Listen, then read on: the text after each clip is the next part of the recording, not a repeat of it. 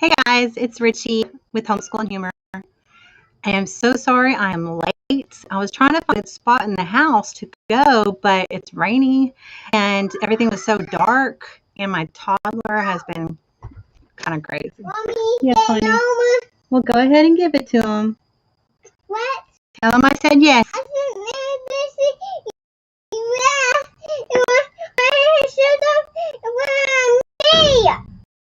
Oh, tell him mommy say yes. Thank you. Okay, sorry about that. There's probably going to be a lot of interruptions like that, so I'm going to hurry up. I just wanted to jump on here.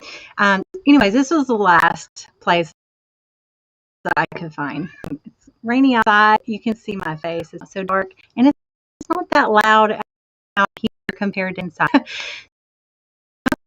Things hope you can see everything okay. It's not like last time, all garbly and stuff. So I tried to do some little this time that you could see and hear me. So let's just see if that works. Okay, so just really quick, I wanted to see how everybody was doing, and I wanted to kind of tell you a little bit more about me and Homeschool and Humor.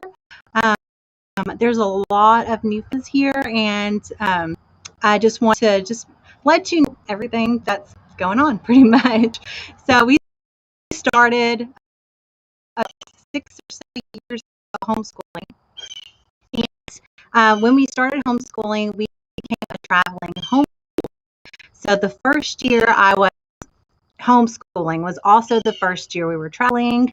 And it happens to be that year we found out we were pregnant with Scouts.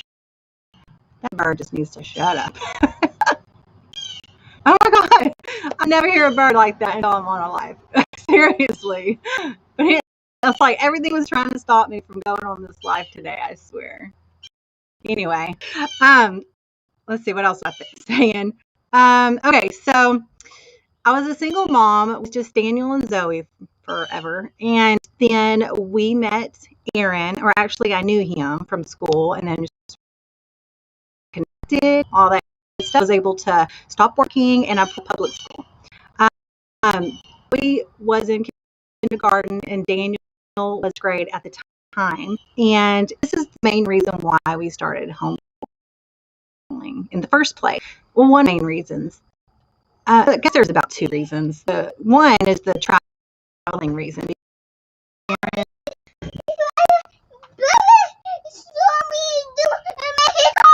Oh, tell him mommy say yes. I don't. Tell him mommy say yes. Zoe, go help him, please. Mama, you have a switch. Who? Huh?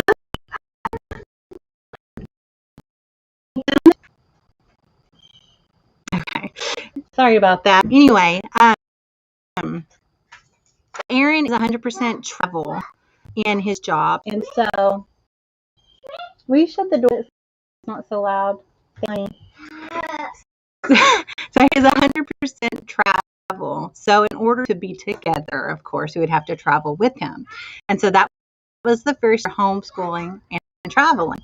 Well, one of the main reasons why we wanted to homeschool is because Daniel, he did really great in kindergarten, right? But then come first grade, and it got to the point where he just flat out would not just do his work. You know, he just wouldn't do it. And when we first got into first grade, I'm just going to tell you how it is for how it was. When we got into first grade, I told the teacher, very nice teacher, that he needs to sit in the front of the class because at the time he was going through the doctor.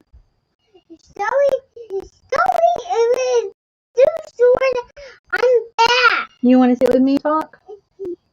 Yeah. Okay. Let's sit with mommy and talk. So at the time, and so he was having hearing problems, and he's also having vision problems. So I asked if he can be in the front of the classroom.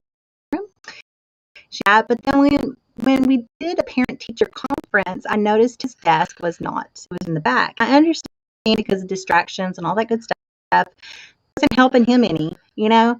And so I remember doing a lot of homework, and at the time, I mean, he would do okay on the homework. And then the more the year progressed, the less he knew with his homework.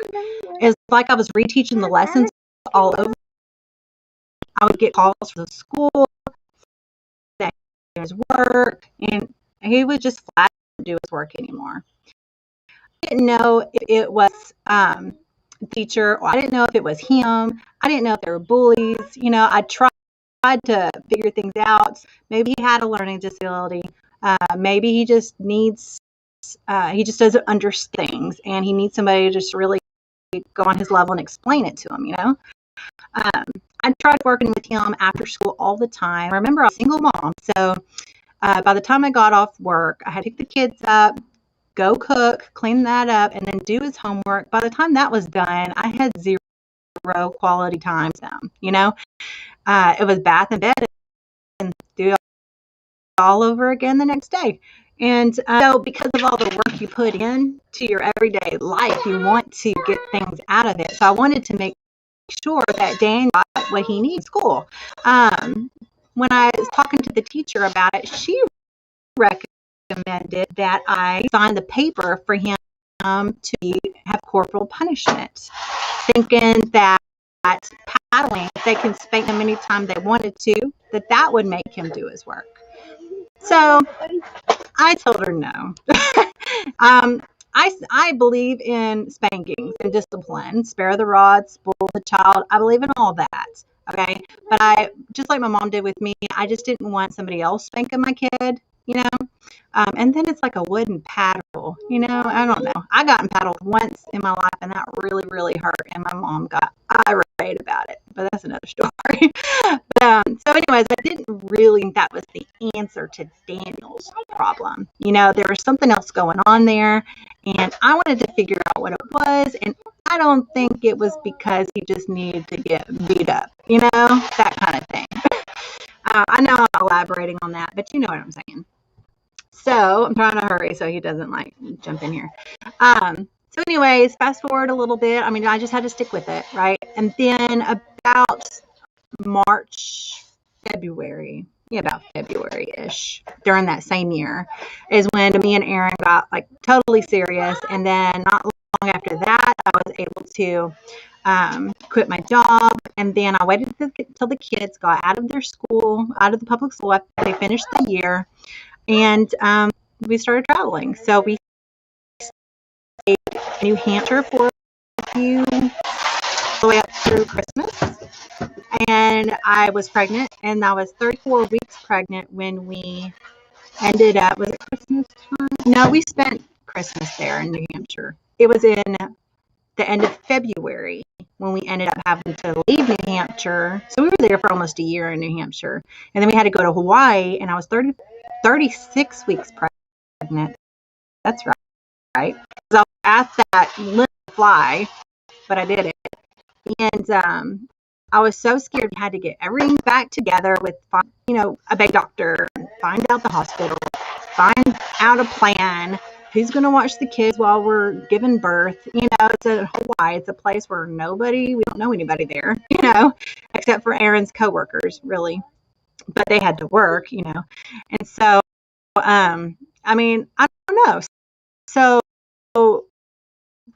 like a jubilant, joyful time. But it was kind of a scary situation, So throughout this whole time, I was homeschooling the kids best I could. But but we prayed a lot. And so I ended up finding a super amazing doctor to deliver Scout. I even found a pretty good pediatrician, for his first shots and all that good stuff there. I found a really, really amazing girl. I forget her name now, but it's a different name. I'm trying to friends on Instagram right here. Gosh, I don't even forget her name. Think of it when I'm off the live. But anyways, we found somebody through Care the kids for a few days, 3 days or something. And it was just, I don't know, it was just a really huge blessing how everything worked out when we went to a brand new area in Hawaii. I had to deliver Scout somehow, and everything that we had prepared back in New Hampshire or Texas, it was dust in the wind. It didn't matter anymore. And so when I was weeks, I had to go and we had to do it all over again. So we did. Scout was born healthy and happy, and everything was good. But during that time when I was homeschooling, I had all of the homeschool mom guilt. I did. I had that homeschool fears. Like I said, it's my first year homeschooling, so I didn't know if I was doing it right. I'm looking. At the end, I didn't know if I was doing it right. And on top of that, I had all the pregnancy feels, so I was tired a lot. I am watching you. Whee! So anyways, sorry, it's my kiddo. So the first year homeschooling, I was pregnant. We were traveling that first year, and I was tired. And that first year homeschooling, I ended up doing K-12. If you're not familiar with K-12, it's a whole school in the box curriculum. And for me, when I first started homeschooling, I'm watching. I thought K-12. I thought homeschool was K-12. I thought homeschool was K-12. I didn't know that homeschool was so much more than that. I didn't know that there were curriculums to choose from. There were different homeschool methods. I didn't know the flexibility, the freedom, and just I was even unfamiliar with exactly the state laws for Texas, which it turns out is very lenient, thank goodness. But I was just really lost and confused. I didn't know I was in there. Now, K-12, it's a great quiz, but for 2 students, they give you 4 huge boxes, okay? And they give you everything they need. I see you, buddy. They give you everything they need, like microscopes, teacher manuals, student manuals, all that good stuff, with K-12. So it's 4 huge boxes of everything, books out the wazoo, times 2. I am looking. And we had to travel with that stuff. And so again, I thought that we would have to travel with this stuff. Now there's so much to do in K-12. I was behind. I was thinking there's just lost. I'm failing the kids. I'm not even right. They don't understand math and regrouping. I'm trying to teach regrouping stuff, and he just don't get it.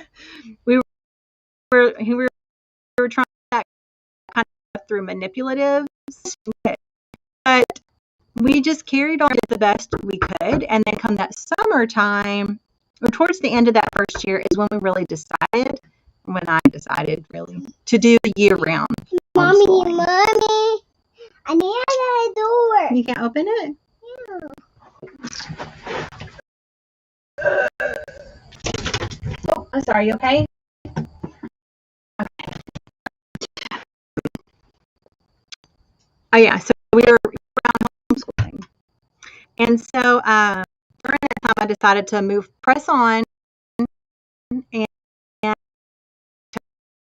I needed at least time that we didn't have, or that we didn't do it. And so we were I was pushing them. I wanted to get finished with the math book. I wanted to get finished with all these books we needed to read for the language arts, and all things we needed to do, all the writing. We needed to do that daily journaling every single day. It was part of the curriculum. All of this gets. They had to do the 5 minutes of the online warm up or whatever, and I needed to print out worksheets, and then we needed to do that and follow along with teacher manual. It was just a lot of stuff. But we did as much as we could, and we went through that first year. And then while we were wrapping it up, I started researching a lot more. And one of the books I did read was by Pam Barnhill, and it was How to Thrive the Day as a Homeschool or something like that, which is free on Kindle right now, or Kindle, that Kindle,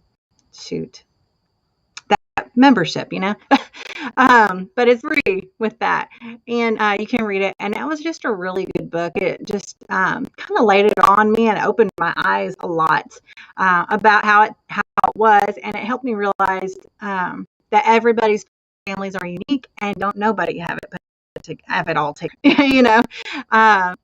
and just the more years progress, the more I realize the kids really are learning, even if they're not doing worksheets. They really are. Even now, as we speak and we have conversations, they use incredible vocabulary. And I always remember that is such good vocabulary. I'm thinking, where in the heck did you learn that? Like, who even teach it to you? I know those 2 videos are not talk about patriotism or whatever Zoe said the other day. That was really, she even said it in the right context. It was like, wow, but yeah, so I know that they're learning every day. They write on their own, and that's practice. We do math often and not even on worksheets. Back to the math though. So come the second year, and me and Daniel were back to regrouping, right? We had a big struggle. He just flew right on through it. This time I had a different curriculum. This is when I realized that first summer round, when we were wrapping up that K-12, learned a life outside of K-12. There were other curriculums out there. I could mix and match what was best for our family, because some of it was not good for us. It wasn't a good fit. So as I researched more, I found more curriculums out there, and we ended up getting math for it's because grades, and it was a good deal. We got the, I think grades 3 or something, and Daniel started his first year. Next, the second year, he just threw the regrouping, and it was amazing. It wasn't even that's when I really realized that not only is math different for your life, matter in the curriculum in your kids. So there are tons of curriculum out there that that coincides and matches your kids' learning style. And there's 3 different learning styles. And you go to my website, I wrote a post about it, homeschoolandhumor.com/learning styles. In fact, I can put it right here.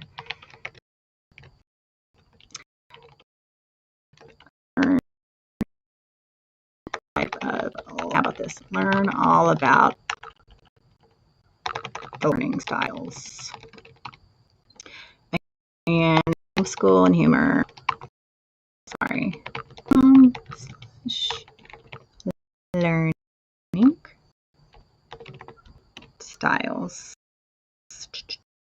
Yeah. So when I realized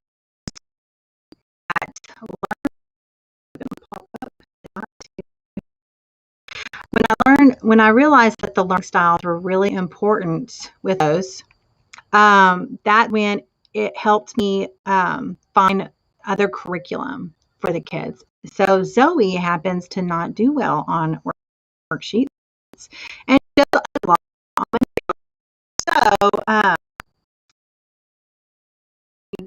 homeschool the kids a lot together because they're only one. I do that separately with them just because they're on different levels. So let's see. Yeah, here we go. Let's see if that'll work. I'm trying to put it here so that you can see where to go on the bottom of the screen.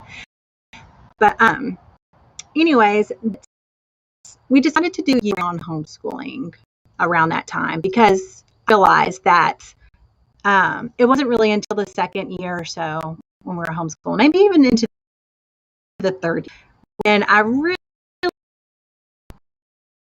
attention to. I mean, I heard all about homeschool vision and your goals and all that kind of things, and lesson planning and all that stuff, but it didn't really sink in until that second, maybe even into the third year, about your vision, your goals. And it sounds easy, it sounds corny, but it really does work because it is your vision that pushes your homeschool towards that direction.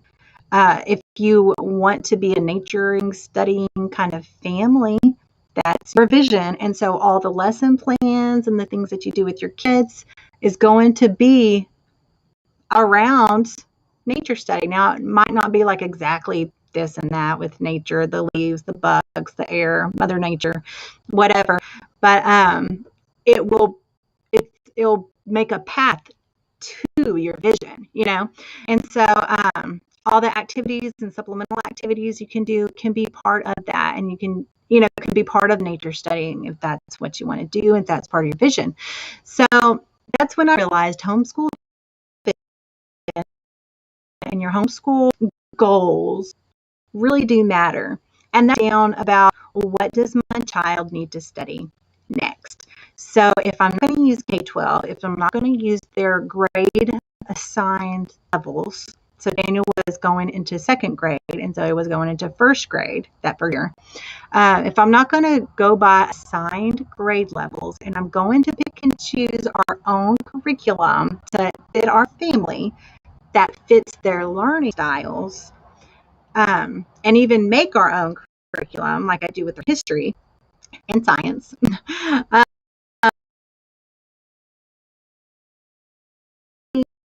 my kids need to learn next. So I couldn't figure out how to find that information. I know that there was a Common Core, and I have to go by that at Texan homeschoolers. And Texas didn't even go by Common Core; they go by the Texas Education Association thing or something. TAS or TEKS, they change it up like every other year. But they have their own set of Common Core, and Texas does. It's a little bit different. It's actually a little bit more thorough than the Common Core. They add a few different things here and there, and doesn't just stop at just C, like Common Core. It goes CA, CB, it elaborates a little more.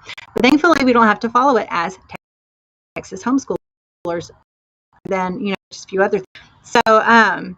So I needed to Common Core when I was reading it, or the Texas one. It was just a lot of gibberish. I couldn't understand the language until I finally came upon a resource. Oh, thank you. I get it. Oh, your diaper when you were outside playing? Yeah. Okay. Core, or the resource, I don't have to change his diaper. Big boy diaper. Big boy? Yeah. Yeah, he's potty training. Anyways, so I gotta go.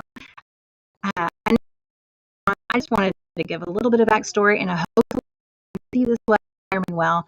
But the resource I found that was going to help me make lesson plans and make a path and a journey for my kids at the next few years is called, because I use it still all the time, the Core Knowledge Series. If you haven't heard of it, you really need to. There it goes.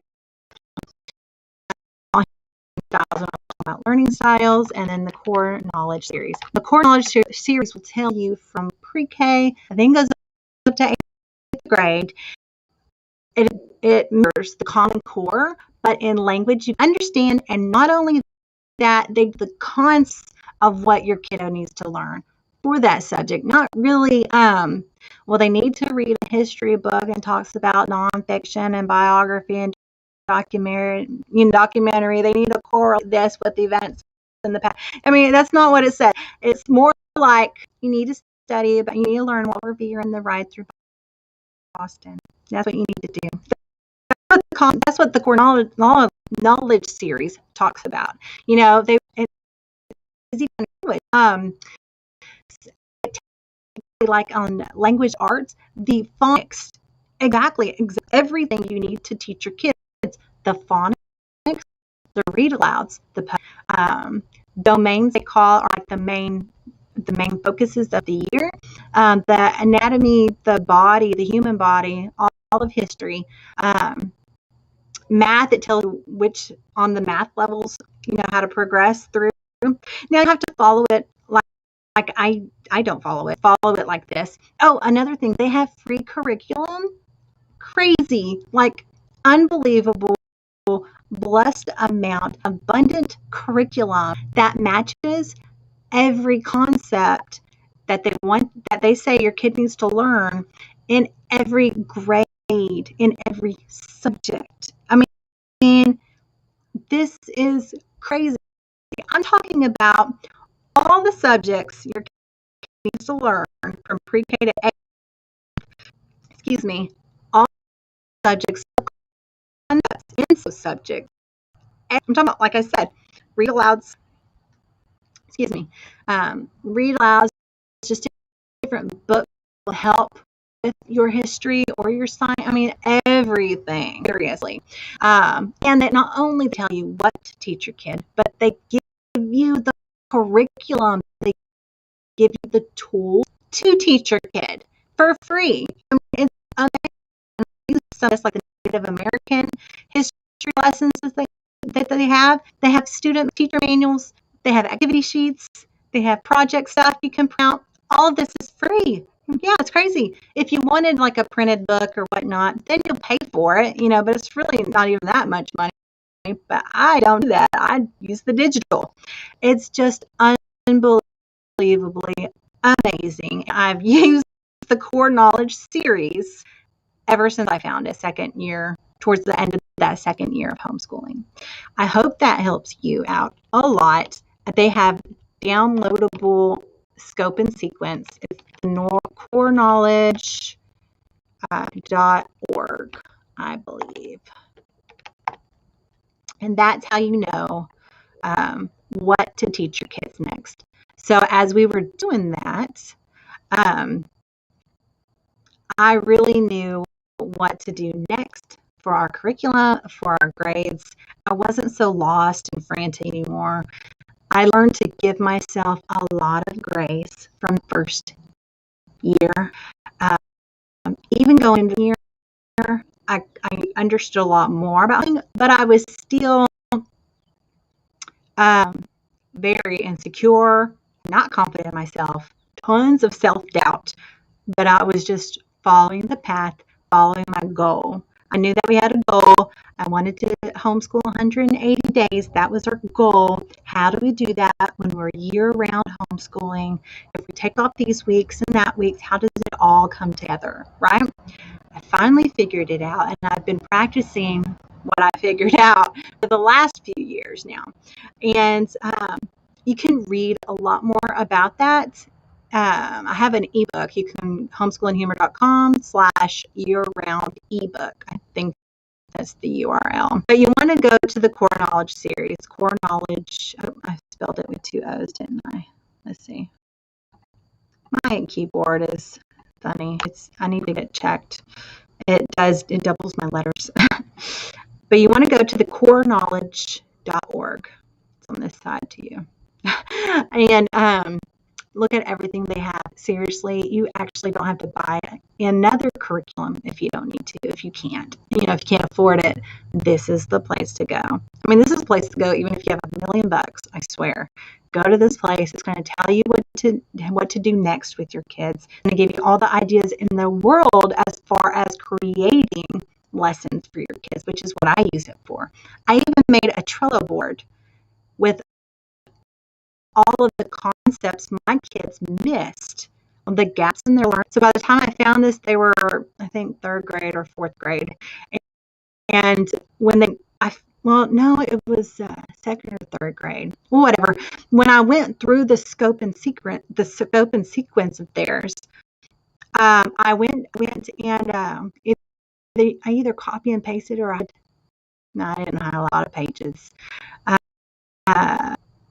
I think I just did copy and paste.